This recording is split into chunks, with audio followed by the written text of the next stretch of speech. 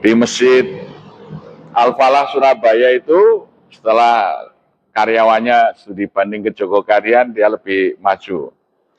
Di pintu utama masjid itu diletakkan brankas. Brankas, Pak, jadi nggak bisa diangkat berat itu. Ternyata kalau tahun sebelumnya itu setahun cuma sekitar, ya infaknya itu 200-an miliar itu, meningkat hampir 500 miliar itu.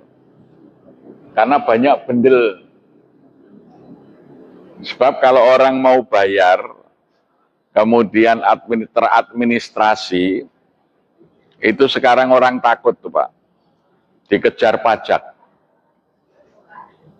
Jadi dilaporkan di keuangan masjid, ada infak dari Bapak H, sekian ratus juta gitu. Petugas pajak baca, didatangin orang ini. Loh ini kok belum dilaporkan ini pajaknya. Jadi orang nyumbang masjid aja malah jadi repot dikejar oleh petugas pajak sekarang ini ya. Karena negara kita yang kaya raya ini belum untuk rakyat. Jadi rakyatnya masih harus bayar pajak ya.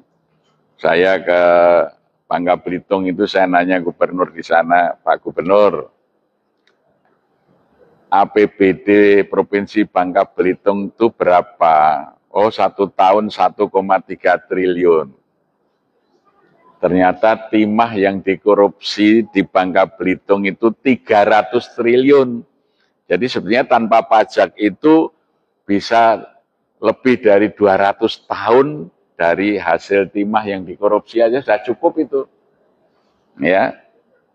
Nah, bayangkan sekarang ini laut aja sudah bisa dijual pakai sertifikat kok. Sebentar lagi mungkin langit juga dikapling-kapling gitu. Ini. Jadi apa yang menjadi sebab?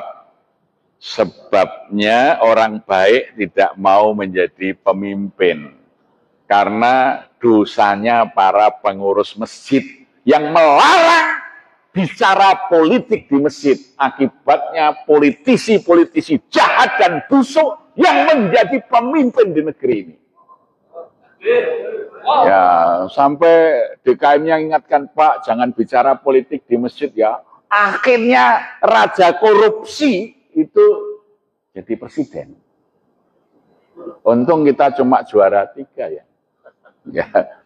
Ya gitu. Jadi akhirnya koruptor-koruptor itulah yang duduk jadi anggota dewan, yang duduk jadi wali kota, duduk jadi gubernur, duduk jadi komisaris perusahaan. Karena dosanya para pengurus masjid yang melarang rakyat melek politik lewat khutbah-khutbahnya di masjid. Kalau kita mau membangun Indonesia yang baik, masjid harus memberikan pendidikan politik kepada rakyat. Di Indonesia itu kelemahannya cuma satu, rakyat tidak bisa milih pemimpin, itu saja. Karena apa? Karena masjid tidak mendidik rakyat untuk ngerti cara memilih pemimpin. Itu dosanya DKM-DKM yang melarang ceramah dan khutbah di masjid tentang politik. Masjid itu rumah siasah. Baik itu siasah, rumah untuk mendidik politik bagi rakyat. Insya Allah nanti lahir dari masjid pemimpin-pemimpin yang baik. Ya, jadi jangan sampai setiap khotib mau naik, Pak, jangan bicara politik. Wah, kalau di Masjid Jogokarian, khotib yang tidak bicara politik, coret, tidak boleh khutbah.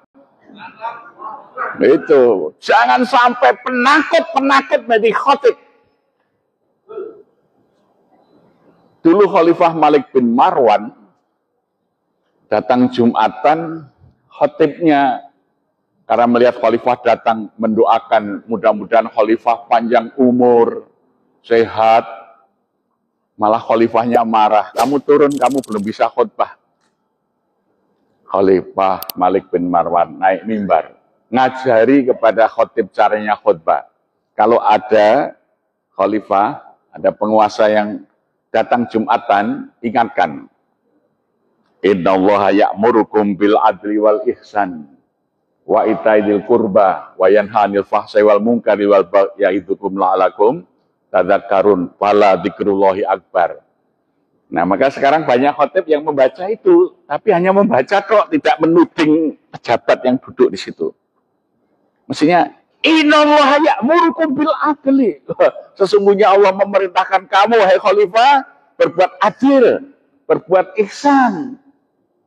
Nah, itulah ceramah politik di masjid, maka lahirlah khalifah-khalifah yang bagus, pemimpin-pemimpin yang bagus. Ya, tapi sekarang ini ada DKM yang kena penyakit kolonial. Di masjid tidak boleh bicara politik. Tapi tidak boleh di masjid itu berkampanye partai politik, tidak boleh, karena nanti memecah belah umat. Ya, oh, masjid ini milih partai A, masjid ini milih enggak, tapi cara memilih pemimpin itu harus diajarkan. Kita ini mengalami kemunduran luar biasa. Indonesia merdeka tahun 45, sarjana itu masih sedikit, Pak. Tapi kita memilih presiden itu Insinyur Soekarno.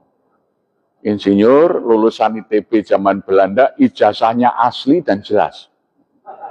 Wakilnya Dr. Andes Muhammad Hatta, sarjana ekonomi lulusan Amsterdam, ijazahnya asli dan jelas. Sampai kok orang yang ijazahnya nggak jelas juga dipilih, kan mundur.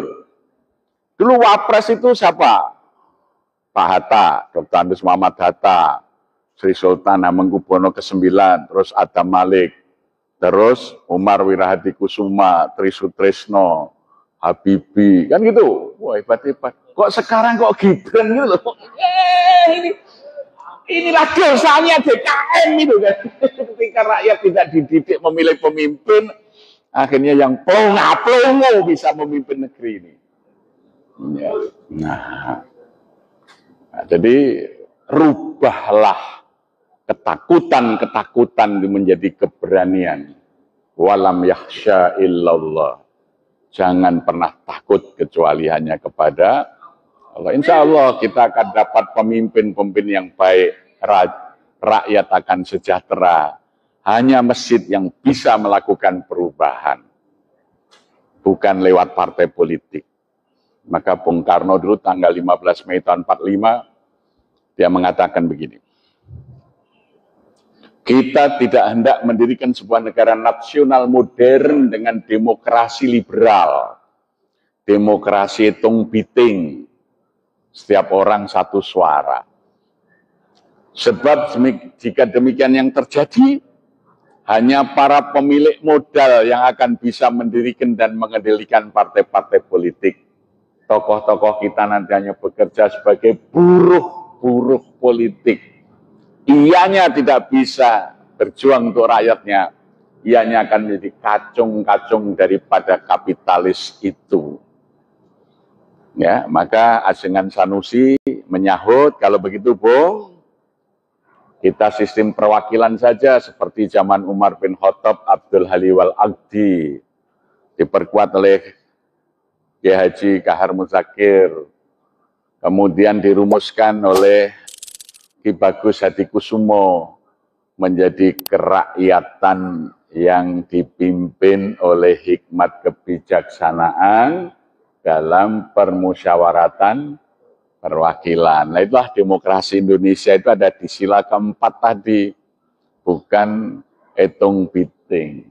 Siapa yang dipilih yang punya hikmat dan kebijaksanaan, ya.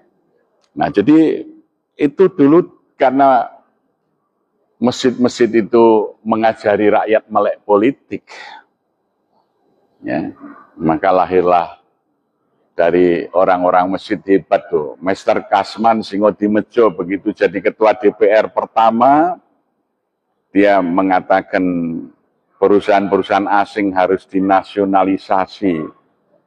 Maka dulu perusahaan listrik itu milik asing namanya ANIM. Algemene Nederlands Indie Electric Maskapai, perusahaan umum listrik Hindia Belanda, dinasionalisasi menjadi PLN, perusahaan listrik negara. Sekarang ini dibandling, dijual sahamnya bebas, sehingga menjadi perusahaan terbuka, carinya untung, maka tarif listrik naik terus, tidak untuk rakyat, tapi untuk keuntungan pemilik modal. Dulu kereta api itu milik swasta, namanya NIS, Nederland Indisch Spoorwegen Maskapai. Kemudian dinasionalisasi menjadi PNKA, Perusahaan Nasional Kereta Api. Kemudian menjadi PJKA, Perusahaan Jawatan Kereta Api. Kemudian menjadi PT KAI, dijual sahamnya sekarang. Ya, Masya Allah. Orang naik kereta api ekonomi sekarang mensubsidi orang yang naik kereta api cepat, bos, karena utangnya 80 tahun dibebankan ke PT KAI, ya, itu. Sehingga kalau panjenengan Anda naik kereta api ekonomi, tiketnya sudah termasuk tiket ikut nyicil bayaran utang kereta api cepat tuh yang Anda tidak naik itu. Jadi, itulah cara-cara berpikir yang membedakan orang masjid dan bukan orang masjid itu kalau mengurus negara, ya. Dulu Pak Dirman jadi panglima tentara, memimpin perang, dia tidak mau membebani rakyat. Sampai Pak Dirman punya doktrin kepada TNI itu, cukuplah kita para pemimpin saja yang menderita, rakyat tidak boleh menderita. Sehingga tentara kita menjadi hebat. Agus Salim mengatakan, leaden is leaden, memimpin itu berkorban, siap menderita untuk rakyatnya. Nah, itu pemimpin yang digembleng, dibina di masjid itu hebat-hebat. Cinta kepada rakyat.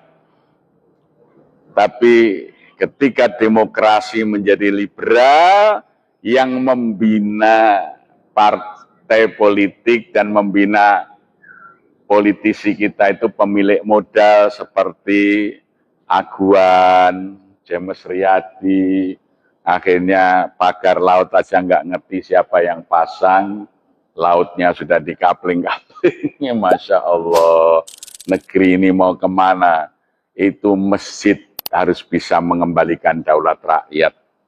Nah itulah, kalau DKM-nya hidup, insya Allah bangsa ini akan menjadi bangsa yang maju dan sejahtera.